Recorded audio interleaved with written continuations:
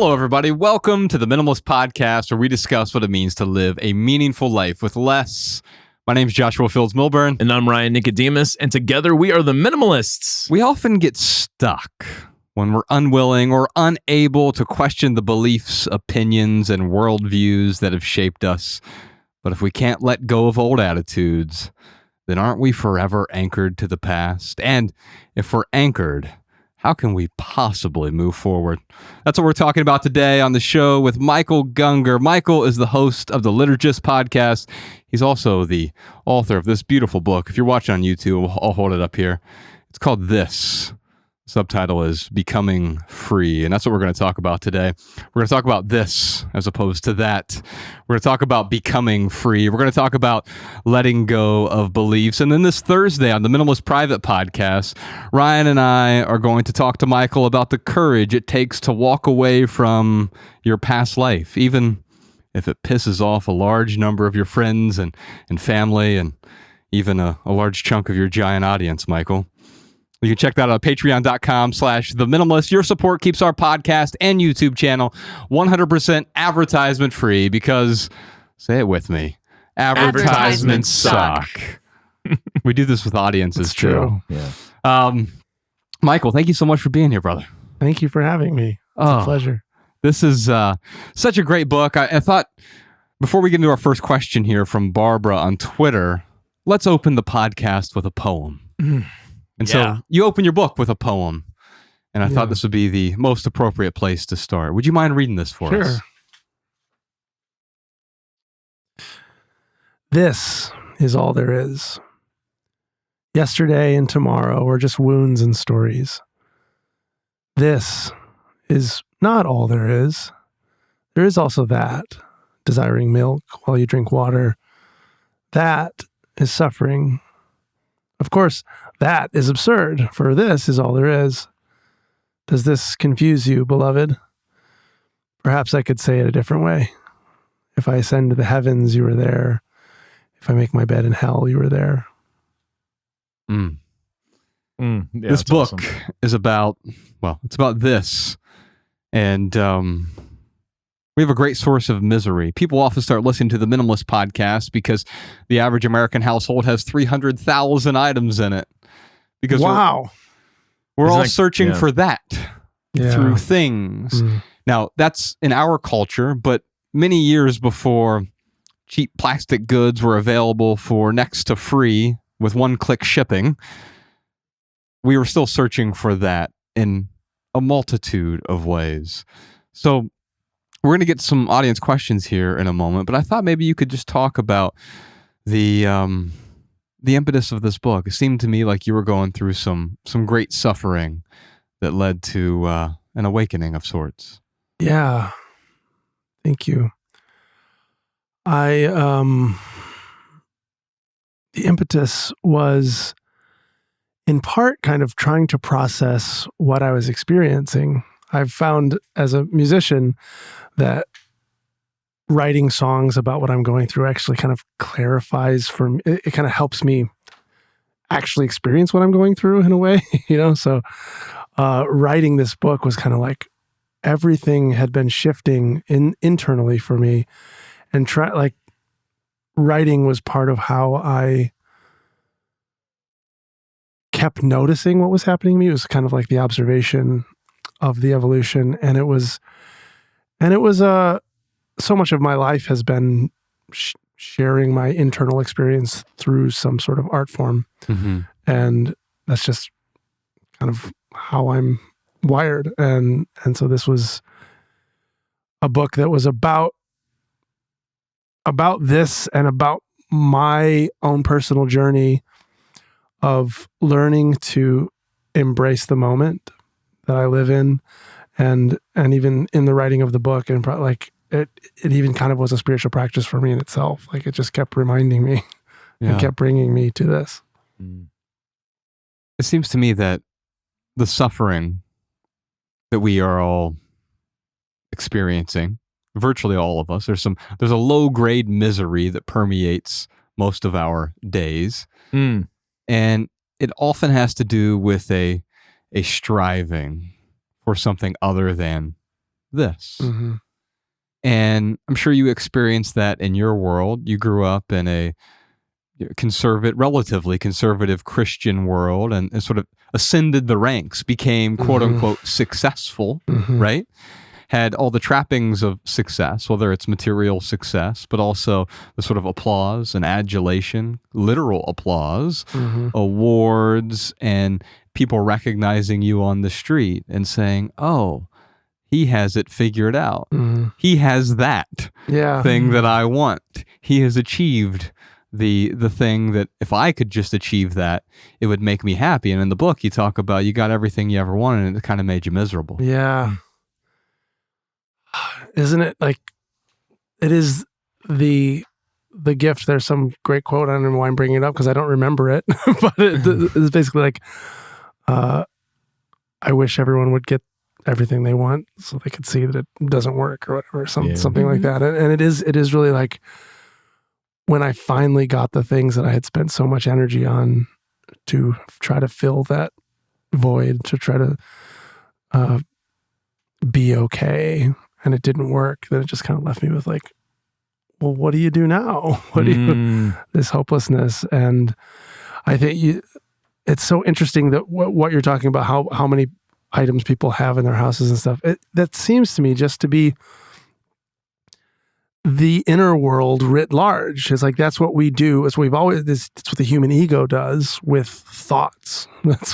And beliefs and our attachments to how we want to our desires and how we want the world to be. And we just collect and fill our minds with this mess of thoughts looking for identity to solve some sort of existential problem that we feel inside. And so it's kind of no surprise that we do that outside of our bodies too. We're like, it's trying to find something else to get me away from this. Yeah.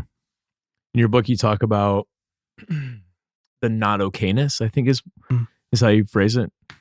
And I think that's why, internally and externally, why we clutter our lives up is because there's a sense of not okayness. Yeah. And you did such a good job of, in your book, addressing I don't know, I mean, and correct me if I'm wrong, but the book kind of leads you to this accepting the not okayness rather than avoiding it or, well, here's how I became okay. Well, he even asked that question, right? What do I do now? Presupposing what there is something to do, right? Yeah. Now, part of that is the limitation of language, right? Yeah. But quite often we think, oh, I did it all. I got the result that I thought would make me happy. It didn't. So I need to do something else. I pursued happiness in the wrong way. So I'll just head this direction and there will be happiness. And of course, we try that. In the book, you try it about a dozen different ways, right? Throughout your life, we try these different things to make us happy, to grab the happiness that's already there, it can only be uncovered. Yeah. And when you get down to what we're running from, you really look at it, it's kind of a boogeyman scenario because it feels...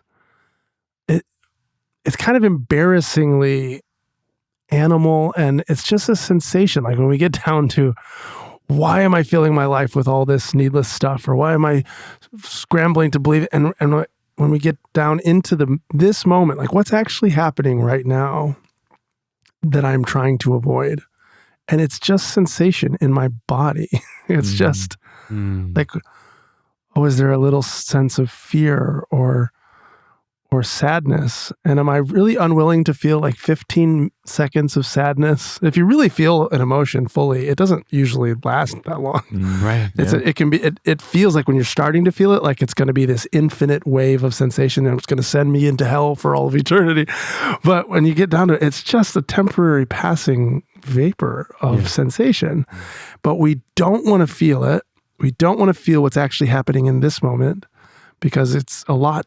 It could feel like a lot. So we go through this crazy amount of activity to avoid feeling this moment, including filling our lives with endless activity and stuff and filling our minds with endless beliefs and workarounds and loopholes and repressions and projections and really you get down to like, or I could just feel the sensation.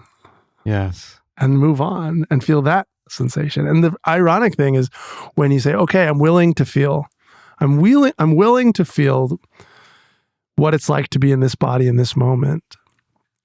And that, including its pain, including its all the sensations. There might be a little discomfort for a minute, but strangely and ironically, it actually does become blissful and like free and full of love and even anger, even like we mentioned this on the Maximalist podcast, but the Maharaji said, I love suffering. It brings me so close to God. And when you even find the kind of like dark, kinky pleasures of the things that we think we don't want to feel, you can find this underlying beauty to life. Yeah. That really, I think, is what it means to be free. Oof. Well, let's move on to some questions we have here. Let's go over to Twitter. Barbara has a question for us. How do we know if a belief no longer serves us? Do we wait until that belief is tested, or should we always be looking for a sign? Michael, I got to ask the question. Maybe if I were to rephrase the question, do beliefs ever serve us? Yeah. Well, that's where we get down to like, what are you wanting? If you're wanting to experience some suffering, they might serve you incredibly well.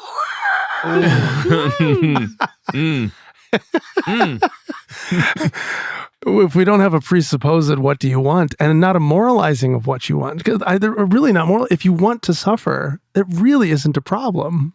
That's apparently, we like it.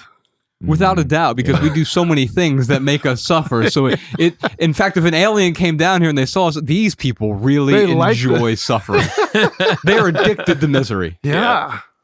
For sure. And so I guess maybe the question I would ask you here is, what is that relationship between belief and suffering? Yeah.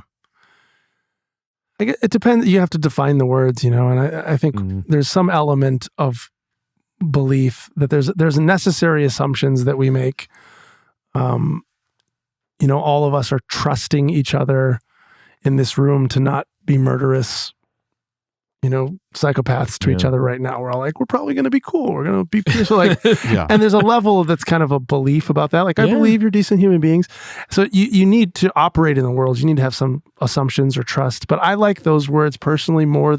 Belief tends to be a word in my experience, but I grew up in a very belief-centric kind of community that was really about closing your fists and being like, doesn't matter what the science says, it doesn't matter what those people say over there, we believe. And it was an identity thing, and it was a closing down. It was a no of sorts. Yeah. And I think that doesn't ever create anything but more no. It's just it if you're going, no, I don't care, I believe, you're resisting reality. And that is the essence of suffering. The no to reality, the like, I don't want to experience this, because otherwise it's just sensation. Like pain, if you resist pain and you don't want to be feeling pain, then there's that level of mental suffering that kind of makes it worse.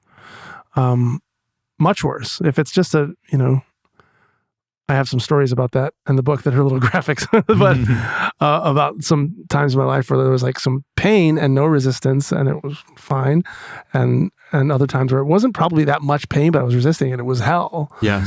And so when beliefs, if you mean by beliefs, you mean when do you clamp down and form and base your identity in some abstract thought about how reality is, and when does that serve you? I don't think it serves anything but you getting the experience of suffering that you're looking for.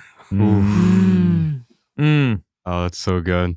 Man, I think about this question reminds me of when we had JP Sears as a guest in Atlanta. Oh, wow. It's like 5 years ago. Yeah. And someone asked about beliefs, and he was like, he's a comic, and he's like, I really think you need to believe your beliefs and you need to look at those and live your life with those, but don't hold on to them too tightly. Mhm. So he said, have your beliefs, but don't believe your beliefs. Right. Yeah, so good. And what I appreciate about that is what he's saying there is similar to what you're saying is you'll notice when a belief pops up, but clinging to it is what gives us that. Because a belief is going to happen if you're raised in a society. None of us are an island, raised on an island. And even if you were on an island, even that ecosystem would then shape your beliefs. And so your beliefs have been shaped not by your free will, if there ever were such a thing, but by everything that got you to where you are right now. Yeah. And you can recognize those. You can have your beliefs without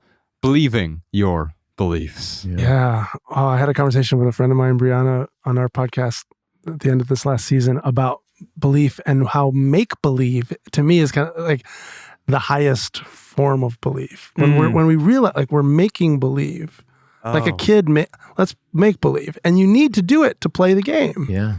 You can't play a game without make-believe. So we all need to believe in that way. We all need to make believe that money's real and that democracy is real and that equality, all the things, all our words and our ideas, we gotta believe those are things. Yeah. But if we lose sight of the fact that we're making those beliefs for a specific desire with a specific outcome desired, then they become prisons. Then they become this abstract reality that's outside of ourselves that I'm now disempowered because I'm in its control rather than realizing I'm actively make-believing all of this. Yeah. It's all fundamentally make-believe, right? And that's not pejorative. We're not saying, because that can be seen that way. Oh, it's just make-believe. Right. Your beliefs, they're just make-believe. Right. Or you could, my beliefs, they're just make-believe. It's active. Make-believe is active. Yes. You're engaged in the process. You're going, what kind of meaning am I assigning to my life? And what kind of concepts and technologies am I using? How am I building my life? And how is it related to my desires? As opposed to if it's just a belief that you think you need to have because it's true objectively. Now you've taken yourself out of the equation. Yeah. And so now you're not aware of your unconscious desires that are leading you to that belief in the first place. And so now you're disempowering yourself. You're passing the buck of accountability, of responsibility, and of joy. Yes. Yeah. And also if something is true, it's true regardless of your belief. This is always funny to me that when we talk about it's easy to sort of point fingers and sneer at like someone who's a flat earther, right?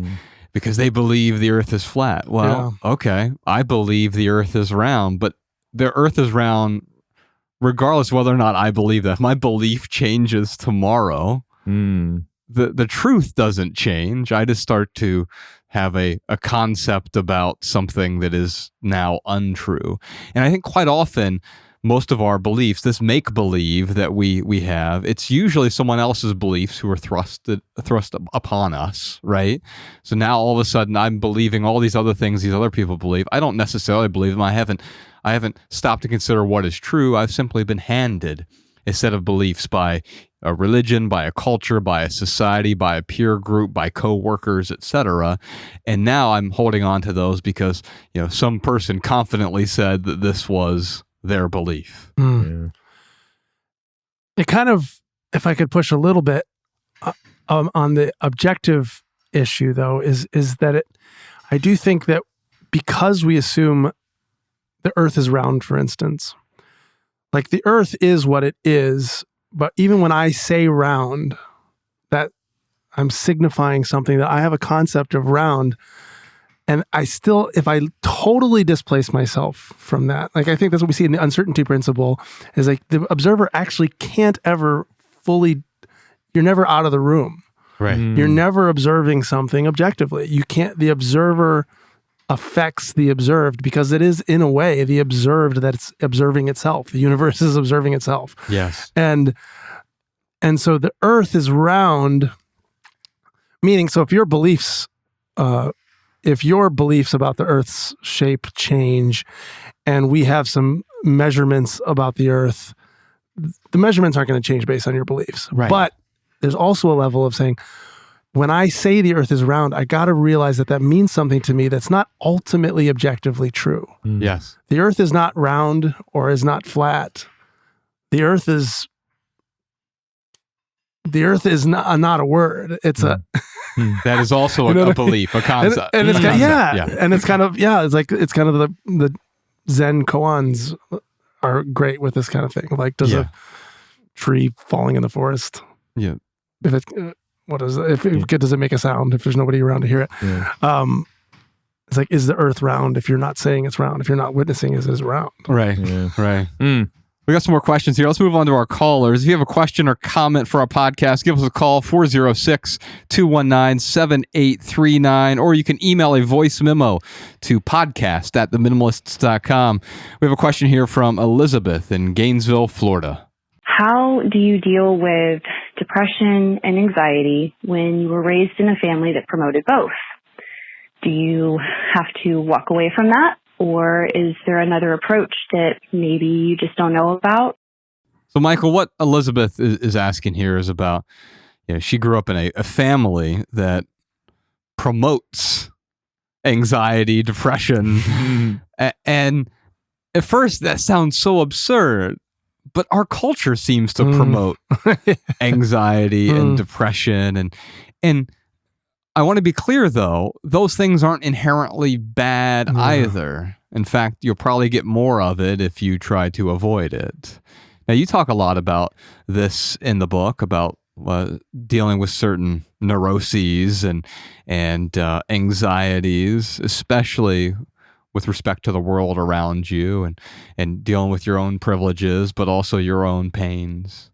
And so, if you were to talk to Elizabeth here, she's asking a question about dealing with this. I don't know that we want to deal with it per se. I think we want to do something different. Yeah.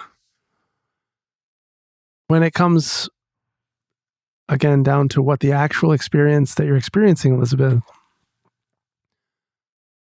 is it depression and anxiety, like if you look in this very moment, or is it sensation? In this very moment.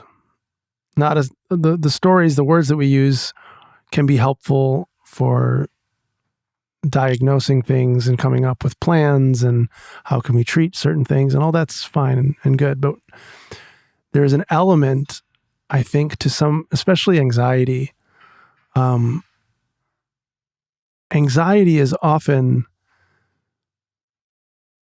a fruit of us not wanting to feel what's actually happening underneath the anxiety. Like there are some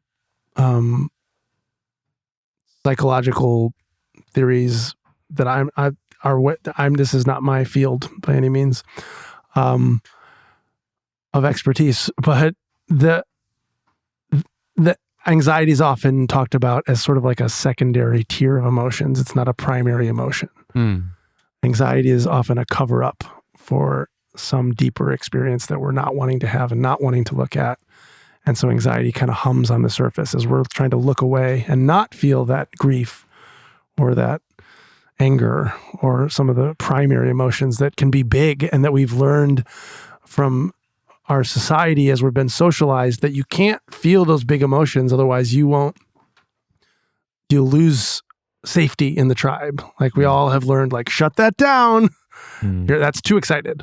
Yeah. Or sure, you can be angry. You can't be that angry. Otherwise you're going to lose your attachment figures in your life.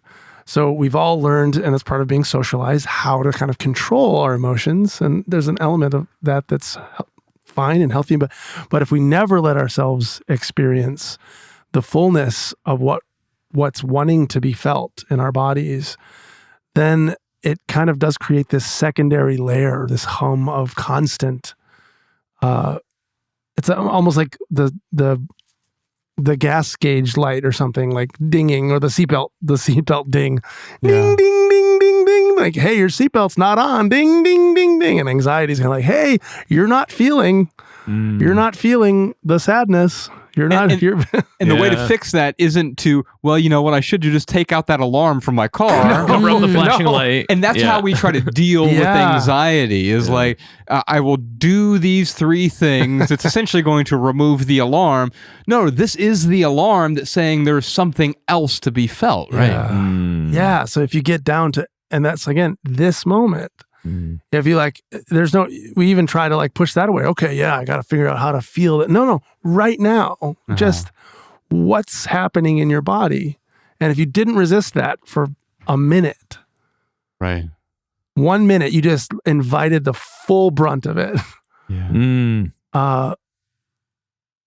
Just watch, see what would happen. And a lot of even the anxiety itself, accepting the yes, like going back to that, I love suffering so much, it brings me so close to God. If you can love anxiety so much, it brings you to your emotions. Yeah. You love depression so much, it brings you into your experience. Yeah. Yes. Oh, Then man. it kind of takes its power and imprisonment away and just becomes another sensation. It's all temporary. The whole universe Yeah. is temporary. Like it's all passing. Nothing lasts forever. So if you just don't try to make it last forever and just experience it, you can get on with it. Yeah. And you don't have to fight against depression and anxiety, and you don't have to hold on to it. You can just notice if it's there, and then it'll do what it does and move on as everything else in the universe does. Yeah. You can't be in the moment tomorrow. Right. Tweet And that. That's what that's what we're going for, right? Is I will be in the moment, at 8 a.m. and 4 p.m. during my 12 minutes of meditation. Mhm. And not to say there's anything wrong with meditating, but meditativeness is actually sort of what you are going for, what you're talking about here when we talk about being present or being in the moment. And you can't prescribe that, right? Good luck trying to, all right, well, hurry up and be in the moment right now. What you're talking about when you're talking about being in the moment is you're talking about not suppressing whatever you are experiencing. Yeah. Mhm. Yeah. Not running away from it.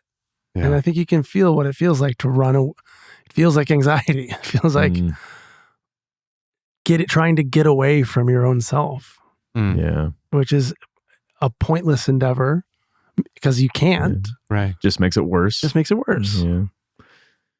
Oh man, so one thing that helps me kind of live with some of these negative emotions is finding some sort of appreciation. So I carried a lot of resentment from being raised Jehovah's Witness and how it's like, my dad and I have a very poor relationship because of this religion and the beliefs, and I carried this, like I said, resentment of like, oh, if it wasn't for the religion, then, and I had this almost spiteful attitude about it. But I have been able to move past that with some therapy, by the way. It's not like I just woke up one morning and I was like, oh, now I feel better. It was talking this out with a professional. And I can look at that upbringing. I can look at the, all the morals and everything that was thrust upon me. I can look at that and say, oh, wow, like it created who I am today. And that's what I love about your book is you talk about some of the things that you still carry from these stories that make you enjoy life and to make you the man you are today. So I don't know if there's something there for Elizabeth, but finding a way to look at that and say, oh, you know what? Thanks for that symptom. I appreciate this symptom of anxiety, and thanks for this symptom of, whatever negative emotion it is, instead of trying to resist it, try to find some bit of not just acceptance, but appreciation for it. Thanks for the alarm. Yeah. And without calling it a negative emotion. Yeah. Right. Because even that now all of a sudden taints our experience. Yep. Because as soon as anxiety is a negative emotion or depression is a negative emotion, the question is, how can I get rid of this as soon as possible? How can I set this on fire? How can I ignore this? How can I avoid this? How can I run away from this? And all of those are simply asking, how can I not experience this? Yeah. I think there are certain big emotions, especially grief, but a lot of them that in our society in particular have been really repressed and really made socially unacceptable. And I read this book this year that I really liked called The Smell of Rain on Dust.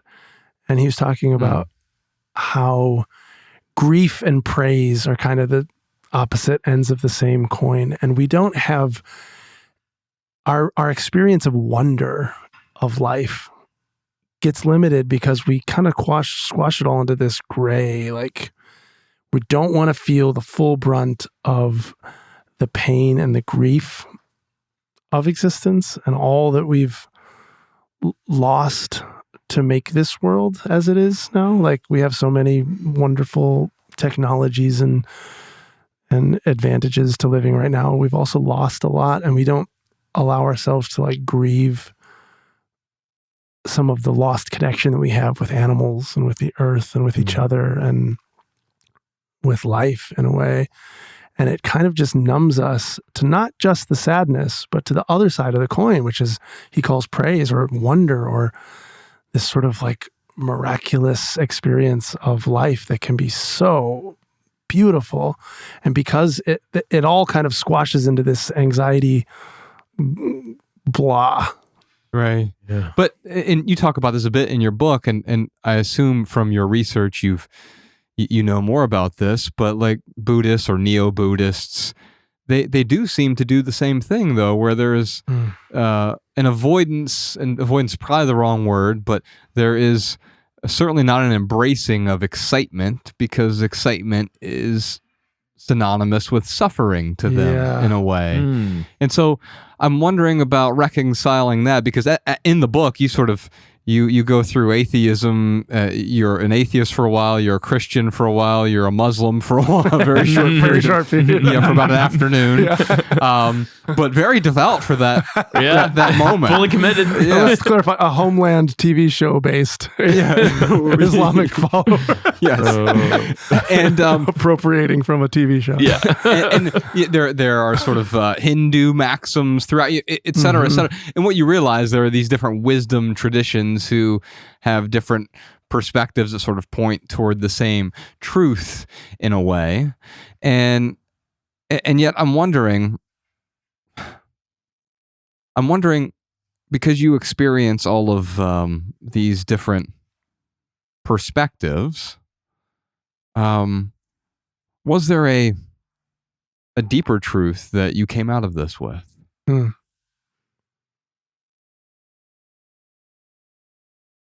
All these perspectives and languages, I really am liking the term technologies to think of even like religions, philosophies, words, practices, spiritual practices. Because if you kind of took like the minimalist philosophy of like looking at your life and what's serving you, if we did that with our beliefs and our spiritual practices, and we're like, here's a thing that's in my life. How am I using it? Am I using it? Or is it just something that's cluttering my mind? Then it allows you, to me, the truth, the capital T truth, is not something that can be spoken. I love how the Tao that can be spoken is not the true Tao. The opening line. Yeah, that's the opening line of the Tao Te Ching, and I think that's one of the that's kind of as close to true as language can be for me. It's like it's pointing to the language's own nature. Yeah. Which is like a pointing itself. It's like, this is the pointing. It's not the pointed at. Yes. It's the finger pointing at the moon. It's not the moon itself. And so when we look at the teachings of the Buddha or of Christ or any of the great saints through history, and we go, they were saying words that were just almost true. Almost as so true close as words can be. Yeah. But then the followers and the people who wanted to make identities and communities and power structures based on those teachings have done all sorts of crazy and harmful things and some beautiful things with those words. But it's not, I don't think any particular Buddhism is not by the irony of like trying to resist suffering that creates suffering. Like it, the irony in almost all of these religions, if there's not an aspect of the religion that kind of keeps questioning itself, which I think Christianity actually does pretty beautifully, and that's what I love most about Christianity now at this point. The death of God to God as Christ is on the cross and saying, "Where's God?" Like that contradiction, is kind of the same as the Tao that cannot be spoken to me. So when you see it like that, and like these are things, these are concepts in my brain, these little abstract technologies that I can utilize to what? And that's what you can pay attention to. What am I wanting? And if I'm wanting to actually be present to this moment and be able to say yes, and I'm having a hard time saying yes to this moment, some of these technologies can be incredibly useful. Right. Because you're using it. Well, it's a utility. When I'm asking the thing about a material possession, like if I hold up this timer, and the thing that Ryan and I often ask with physical things, and I think it starts with the stuff for us as the minimalists, does this thing add value to my life? Well, that actually springs up several more questions. What does it mean to add value? Yeah. Right? Like, does it serve a purpose? Does it bring me joy in some way? Does it uncover a happiness that's already there? Because the other side of what you're talking about, the trying to avoid suffering leads to more suffering. The opposite of that is the pursuit of happiness actually leads to less happiness. Yes. But if we can use these as a technology, not as a legalist prescription, well, you must get down to these 100 items and you'll be a good minimalist, and therefore you'll be happy. Same thing is true with Buddhism or Christianity or anything else. If you're a good Christian, then all of a sudden everything is fixed, right? If you're a good minimalist, then all of a sudden everything is fixed. But of course, as you have alluded to already, nothing is ever fixed. Right. It is ever changing. Yeah. And this is the sort of through line through all of it. Yeah. This is like the least. This is trying to say words that are the least false as possible. Calling it this is still false. Yes. Yeah. Right. Yeah. J. Krishnamurti says, "I can't tell you what's true. I can only tell you what is not true." Yeah. And that sort of has this double entendre of a meaning. Yeah. Everything that I say essentially makes it, some degree of untruth simply by speaking it. But when we're talking about this, we're not talking about definitions. We're talking about the essence of what we're saying, and we're trying to approximate it with these damn words because we're on a podcast and that's all we have. Yeah, and they're great if they're tools, if they're things, if they're experiences that we're willingly and consciously engaging. Words are beautiful, and these technologies are just what a magnificent gift that language is, to be able to experience the world in these really nuanced and sophisticated ways where we can actually share between bodies these experiences using words. And it's wild and it's amazing. But when we believe the words, when we believe our beliefs and we hold on, then it kind of loses the magic. It becomes a dead, abstract thought as opposed to a living reality. Yeah.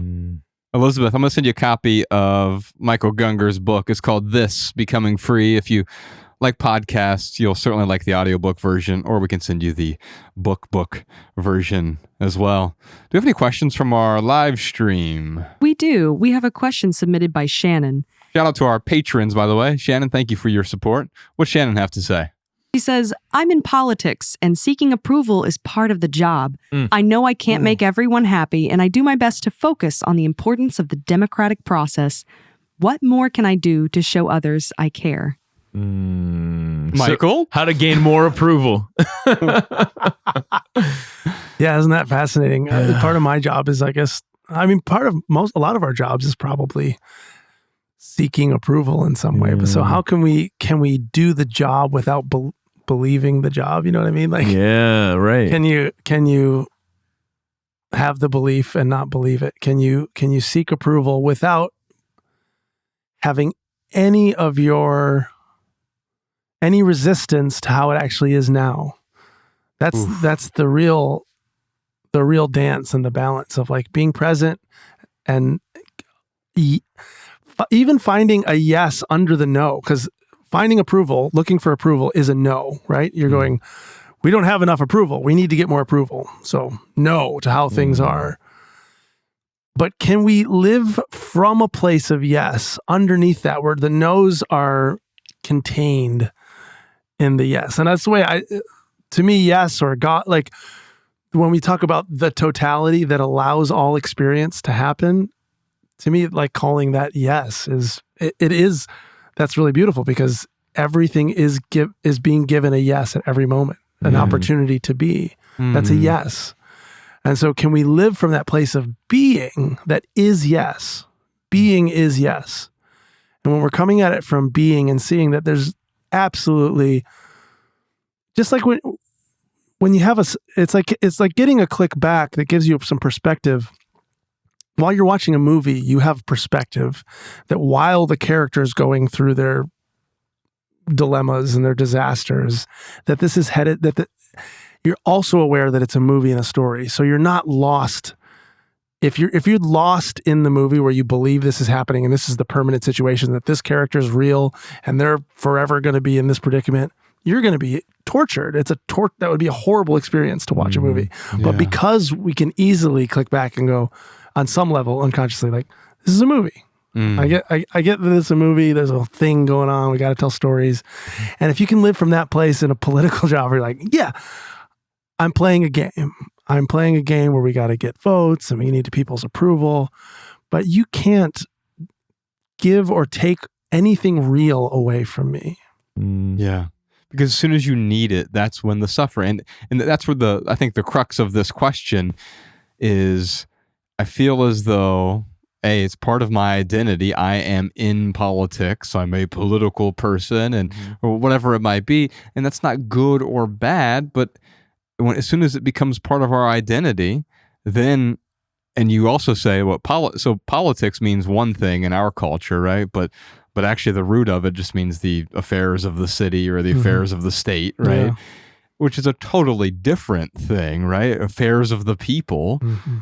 Well, yeah, I guess there is some element of cooperation there, but the needing of the approval will always make us miserable. And so it's almost as though we often ask, like, how can I still need this thing but not be miserable? But of course, that doesn't work. Need is a really interesting word, isn't it? Like an interesting concept, because it's an unspoken, it makes sense if I speak the desired outcome. If I say, I want this glass to be closer to me, so I need to pick up the glass. I need to, that makes sense. There's like a step, it's a step that's necessary for my desired outcome. But if we don't say the desired outcome, which most of the time we do not. Right. Need doesn't make any sense. I don't need anything by itself. Right. I don't need food. In this moment, I don't need food. If I want to keep living and I state that desired outcome, I'm going to need food sometime in the next several days. Yeah. But that's only if I want to keep on living in this body. I have to be aware of needs don't make any sense. We sometimes just blindly like, oh, but this is what I need. Well, why? What do you want? Yes. And we're ashamed of what we want. And if we weren't ashamed, if we were just at peace with, oh, here's a desire that I have, and for that desire to happen, I need, then we're back in the captain's chair of our lives, rather than being like at the whims of my needs and impulses. Yeah. Ryan, what time is it? You know what time it is? It's time for the lightning round, where we answer your text messages. You can text your questions and comments to 937-202-4654. Now, Michael, this is what we do during the lightning round. Ryan and I and our guests, we try to answer questions with a short, shareable, less than 140 character response. Okay. We call them minimal maxims. I like it. Something pithy that Podcast Sean can tweeze out and put in the show notes so you can copy and share on social media if you like. By the way, you can find all of our minimal maxims in one place, minimalmaxims.com. But here's what we really do. We just maunder on a bit, and then Sean tweezes out something pretty and makes us sound much more profound than we actually are. Alabama, looks like we got a question here from Yuko. I was taught not to be a quitter and had a weird sense of pride about continuing to do things even if I didn't enjoy them. How do we accept when it's time to move on? To quit is bad and to keep going is good, right? And that's what was instilled in Yuko here, right? And we've been told that you should not quit or you should carry on. And if you were to quit, then it says something about who you are as a person. You're the type of person that we don't like. Oh, what a prison that is.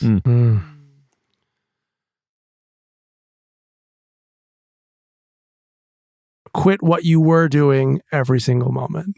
Ooh. Tweet that podcast, Sean. Yeah, that's good. And what you're really talking about here is, well, that's almost like an ego death in a way, right? And ego is a big part of the book that you wrote. Maybe we could expand on that a little bit, because sometimes people hear ego, and that word is also used pejoratively. Oh, it's just his ego, right? And understandably so. We do a lot of hideous things to other people because of our ego. But that's not what you're talking about necessarily when you talk about ego, is it? No. Yeah, again, if you don't have a desired outcome, there's no, how can you say ego is good or bad or anything? Ego is, I mean, for me, the way I talk about ego is it's kind of a constriction that I identify as myself. It's a no that I've gone, oh, that's me. That no is me. And so me trying to play the pithy game of saying quit every moment, I think there is an element of every moment that when we really get present with it is both the death of all things that were and the birth of all things that are. Every single moment. This is the Big Bang that we're sitting in right now. This is the absolute edge of it and the absolute pinnacle of it. Wow. And it's also the death of everything that ever was. Yes. And if we don't, the temporary, the impermanence is terrifying to the ego, because the ego is a thought of permanence. Right. I'm going to hold on to this, improve it, make things better.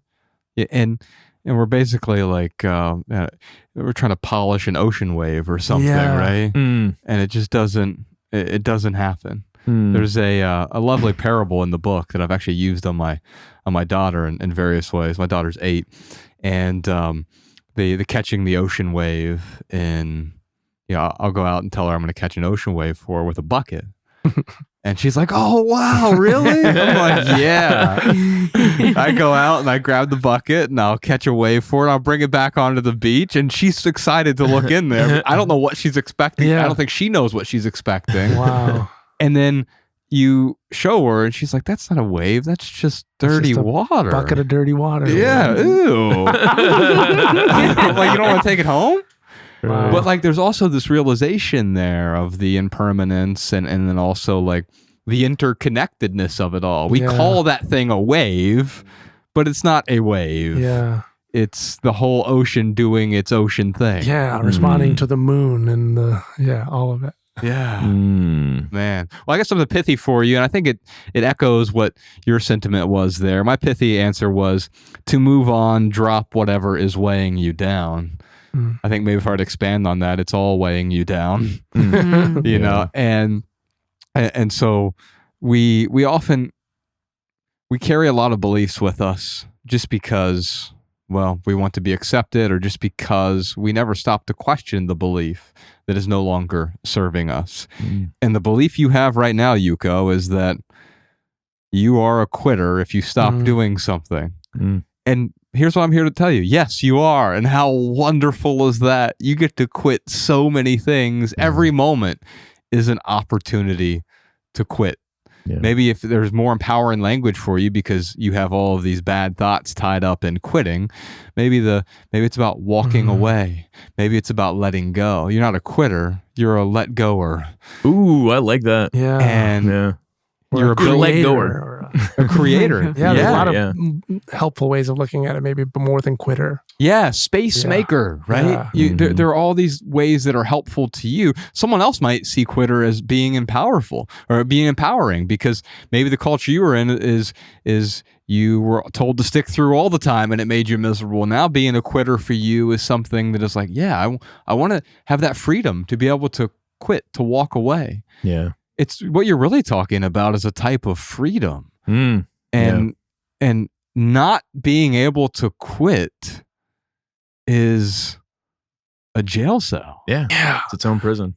I grew up Christian, and the concepts of heaven and hell we used a lot. And the way I see them now, those concepts, I used to think of them as like literal places or something, but I think heaven is actually life. It's the livingness and the impermanence that's real, and hell is the illusion of permanence. It is the experience of permanence. It's the experience of what can you quit that assumes permanence. It assumes that something would keep existing for that who's the you, and what are you quitting? Like it's you're when we assign these stories to reality, if you just swirl the bucket of water and you're like, what in here is quitting? Or what is creating, or what you have to realize, you have to tell the story. It's just everything is impermanent, and we're telling stories about it. Yes. So let's tell stories that make it fun. Why not? Yeah. Yes. You know, it's interesting. The ego. You have an experience. You talk about an experience where you went to a float tank, and you had taken some plant medicine. And I'm so glad you wrote about this, because I've thought I wanted to do this.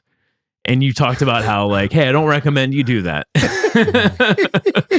because you got so separated from your ego that it actually caused you like legitimate harm, like physical harm. Yeah. And I won't like ruin the story for I mean, I guess we can, but yeah. but it's interesting because the ego, yeah, we do look at it as a bad thing, but it's not necessarily a bad thing. It's not necessarily a good thing. It's a tool, and like we get to decide how we use it. And my pithy answer to Yuko here is to let go is to be free. Now that doesn't mean that you let go of everything. It just understand that when you let go of something, it frees you from it. Yeah. And so just like the ego, letting go is a tool. It's something that, yes, like you don't want to let go of certain things in life. Like I love my wife. I don't want to let go of that love. I don't want to let go of this relationship. Not necessarily that I'm clinging to it, but maybe there's a point where I would want to let go. But it's Yuko, she can just let go, and understanding that it does result in this freedom. I mean, it might give her a little bit more leverage to let go of this belief that if she quits, she's bad. Yeah. We were joking via text message this morning. Ryan and I were. Remember the whole race controversy, Let's Go Brandon thing? I'm sure you heard about this somewhere in the news, but maybe my fantasy was like, maybe they're actually just saying, let go, Brandon. Like maybe it was a real empowering message. Yeah, right. And I think that quite often we get really caught up. I mean, people ask us all the time, Ryan, how do I let go? As if there is a 3-step plan. And I get it, especially with respect to materialism. Okay, you can declutter your stuff. You can drive it down to the Goodwill and hand it to them.